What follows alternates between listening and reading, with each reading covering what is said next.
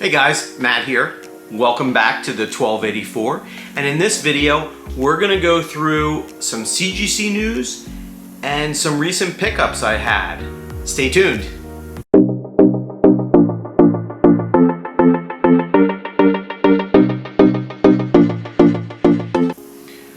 All right, so today is December 16th, and CGC just did a huge announcement that I think a lot of us didn't see coming, and it's kind of important if you are a submitter of comics. And obviously, if you've been watching the channel, I submit a number of different comics. Most of them have been modern pre-screens, but I do submit some other ones, and I obviously purchase comics that are not all modern.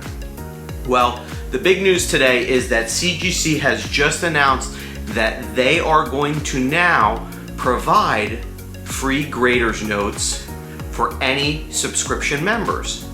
Well, people say if I submit my comics, I get my graders notes, and that's true.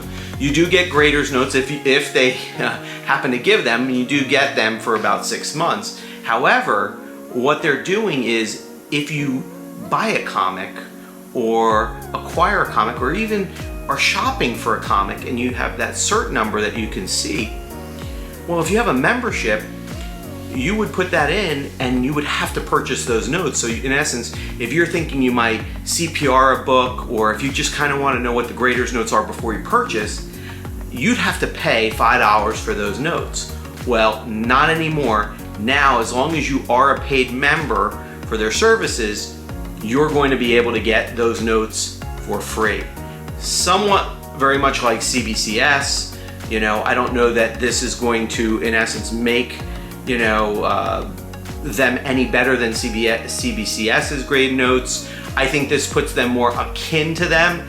In CBCS always allowed for free graders notes, whether you're a member or you're not. Obviously, with CGC, that is going to be required. You're going to need to have a membership. You don't with CBCS, but I think it's still a game changer for those purchasing books. I know if I'm looking to acquire a book, especially if it's a bigger book and there's graders notes, I want to buy those graders notes. I want to know what's wrong with the book. And now, if you do have a membership, you will get that included. So I think that's huge news. I really think that was a great move on CGC's part. I know they have recently just upgraded their system for submitting comics. I'm going to be submitting another pre-screen this month, so stay tuned. I'm probably going to get that ready for next week. So I'm interested to see how that goes, but this news is really fantastic to hear that CGC is now going to allow that. I know on a couple of books that I had just picked up, I'm going to be running those cert numbers to kind of see what we're dealing with and save some money, believe it or not. Next thing I wanted to talk about is some pickups. So I've been a little behind because what I've been doing lately is I picked up a very big comic book grail. The grade is a lower grade, but I'm really happy to have it, and I'll show that off a little later. But I've also been picking up the Marvel cards, and I'm a big Marvel card person. I have been trying to get sealed Marvel product because I like to keep it right now. With PSA coming back on this month with their $100 service, and the backlog starting to work its way through, CGC Trading Cards just announced 11 new series that they're going to now be grading for TCG type games. Marvel is still not one of them, believe it or not. I'm just utterly shocked that CGC will not grade Marvel cards, but they'll grade the comics. But maybe that'll happen down the road. But with the backlog coming up on PSA now, it becomes to start a interesting discussion as to whether cards are going to be worth grading. I don't know $100 yet is going to be worthwhile for most people unless you are getting a 10, PSA 10, because 1990 Marvel Universe cards are averaging about 150 for a PSA 10, and it can go up depending on the character and the familiarity of the character and who it is. A Venom is going to get different than a Power Man. But I think now with the PSA dropping it to 100 and them announcing that later in 2022 that they're gonna hopefully return to the bulk and some of the value service tiers. That's gonna make for an interesting time as far as grading is concerned for the cards, if you do like to grade the Marvel cards on top of the sports cards or Pokemon that you can do as well. So I am waiting to see how that's going to play out. But right now I've been buying a lot of sealed product. I'm gonna show off some of the stuff I've got, some graded ones too. I'm always looking for that great deal. And so let's show you what I got. So I've had 2 boxes of 1990 Marvel Universe. And even though I have a number of cards growing up as a kid of the 91, I wanted to grab myself some boxes of the 1991 Marvel Universe. So that's what this is. They consider it Marvel Universe Series 2 on this. And this is, as you can tell, a nice sealed box. This one has the, like 1990, it has the holograms. There's, I believe, 36 packs in this one as well. And, you know, yeah, it's still distributed by Impel and all. So not only did I pick up one of these, but actually picked up a second one. So I got a second one, and you know, I think these are still undervalued. The 1990 boxes, they were going for, you know, at some time they were going for $2,000, $1,500 to $2,000 plus for a box sealed. I think they've kind of settled down around between $400 and $600, which is still a lot for a box, but the cards have still retained value. They have increased on the population list, and this is as far as PSA is concerned. But you know, you're talking $150 or more a card on a PSA 10, so that's definitely increased the value. It is still hard to get a PSA 10 on some of these cards. There may be tons of them out there, but there's so many printing issues and problems that it's still kept its value. So I think 1990 Marvel Universe is still a good pickup, and now I'm got, you know, some 91 boxes, which I also think are a little underrated. I believe I paid somewhere between $175 and just under $2 per box, so you can still get them at a fairly reasonable rate depending on what your spending level is going to be.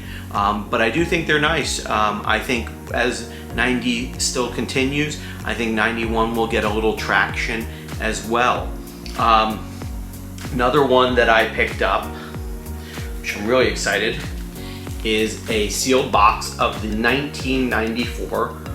This is the Fleer Marvel Masterpieces. And these come in like this, or you can get the jumbo one. The jumbo one has you know, a larger appearance, and I think it's 36 packs with more cards, and I may be off on that, but you can definitely look it up. But the jumbo, the difference is on these you can get silver cards, so you'll get like a silver foil one, and I'll show you that in a second. As far as the jumbo, you can get gold, so that's something that you can't get with these. But these are still really nice. Any of the Marvel Masterpieces, in my opinion, really nice if you can get them for a decent price. So I was able to snag a box here for, I believe I picked that up for about $200. So I went ahead and grabbed that.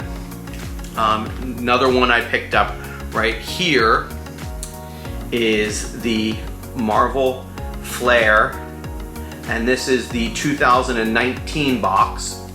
As you can see, as we go from 91 and 92s and stuff like that to these, the boxes get much smaller. This one basically has 6 cards per pack, 9 packs per box. Little box here. These boxes go from anywhere from 175 to, I've seen them about 300. I was able to snag this one for $189. Beautiful, beautiful cards. You know, if I could get another box of these, then I would probably open these up. But right now, with the Marvel Masterpiece and all, I'm keeping a lot of these sealed, you know, and stashing them away right now. So that is this particular one that I did pick up as well.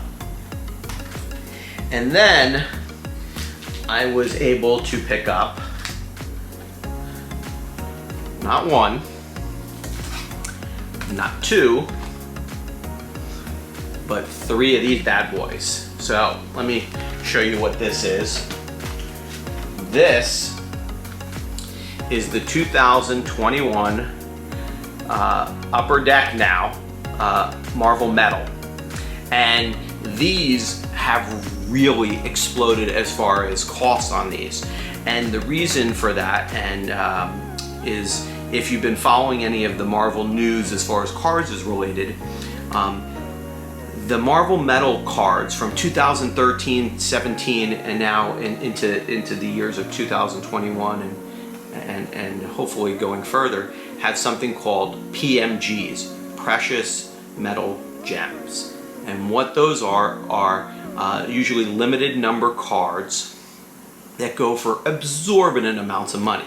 A 2013 set of precious metal gems, I think, just auctioned on golden auctions for about $73,000 to $90,000 once you add in, because it's one of the auction houses. That's how expensive some of these cards are. You know, that's a set, but even the cards are a couple $1,000s if you can get a high quality card in a PSA 10. Even a 9 and 8 has value because they're just so condition sensitive on those cards. So boxes of 2013 Marvel Metal and 2017 ones, it was impossible to get. But you can look online. I definitely tell you to look into it to see. But I was able to pick up these 2021 boxes. They ran about, right now you can find them somewhere between, I would say, $200 and $350 a box. Even though there are newer ones, they are sold out from most places. Most of the big card stores that are online, Steel City and some of the other ones, sell them for a lot of money. I think it's like they're asking like $399 or something like that for a box, but you may be able to snag one in an auction. I was able to negotiate a couple of those with best offers, and you know, since I was getting them for a fairly recent price, I basically got three. Because I have three, we will open at least one of them up, because I really wanted to open those cards up to see. I will show you, I did pick up some slabs. I actually got an SGC one, and this is a 2017 Marvel Metal, Precious Metal Gems one of Black Cat in a 9.5. And I picked this up for a steal of a price. I think I paid $65. This is numbered 92 out of 199. And I don't know if you're going to be able to catch this in the light perfectly to see it, but this is just a beautiful, beautiful card. These precious metal gems, and this is not one of the big ones, and you can see it, maybe it's numbered in the back, and I'm hoping you can get that. But let's see if I can come in for you a little bit. I don't know if you'll see that, but these are really, really nice cards, and they are selling for a lot of money now. So if you're able to pick up a precious metal gem, and it'll say it up here, I would definitely recommend getting some. I had purchased some in the 2021 just separately. I was able to get Gateway, and these for this year, 2021, they have pink, and then I believe the other one is green color, which are much more limited. And so this one is Celia Reyes, and then I picked up Kid Omega in a precious metal gem. And these are all numbered to 100, so this one is 87 of 100, the Cecilia is 37 of 100, and the Gateway is 13 of 100. So at some point I will send these in. Maybe when we open the box of the 2021s, we may get lucky and get one. But everyone right now is very hot for the precious metal gems. If you can get your hands on them, they are just selling for a ton. Some of the other slabs that I picked up to add to the collection. So this is PSA 10, 1991 Marvel Universe. This is the Beast number 40 card. So this one is going in, and obviously I'd like to collect the whole set in 10s. If the price is, well, you know, reasonable enough, I will purchase it already slabbed, but if not, I will submit when the price goes down. So this is another 1991. This is The Thing in PSA 10. These are just, I just love the cards, really is. I was able to pick up a 94 Flair. This is Electra. These are just really gorgeous, gorgeous cards. I picked up an, that was not good. All right, no damage. I'm gonna put it here. Sorry about that. 1993 Marvel Masterpiece Venom. Really, really nice card in a PSA 10. This card typically goes for around 300. I was able to score a really nice deal on that for about 115 shipped. And lastly, as far as the Marvel ones that I just recently picked up, this is another 1991. This is Rogue. And I was able to snag these for just under 100 each for the 91 cards. So, you know, with the cost of grading being what it is, the time it takes to grade them, and then, you know, getting a PSA 10, you know, sometimes it may be better, and it just depends upon you, to just buy it outright. And so those I did. I did pick up 3 other slabs, and these are Pokemon ones. This is a 2020. This is a Darkness Ablaze. This is Pokemon, the Breeder Full Art. And this is just a really nice looking card. These were really affordable. I picked these up under auction for about 30 to 40 bucks. So to get a PSA 10 for that right now, even if when the tiers go down, you're still gonna spend that kind of money, wait, and not know if you're gonna get a 10. I got a bunch of amazing rares. This is just one of them. Jirachi, if I'm saying that right, amazing rare. I got a number of different ones. I think I'm missing one for the Vivid Voltage, and I'll have to check. And then I picked up another Darkness Ablaze, and this is just a gold Capture Energy PSA 10, and I paid literally $30 to $40 for each of these in a 10. So to me, when you get a deal or you can pick up an auction like that, I just really don't see the downside. However, because I've been buying so many of these sealed products, I wanted to have fun and I wanted to get some stuff I could open. So I did buy some sealed packs, but obviously the box has been opened on it. So I am gonna do a rip on these and a break so I can show off some of the ones I got. But to give you an idea, I had purchased about 24 packs of the 1994 Marvel Masterpiece. So that's the sealed box I showed you here.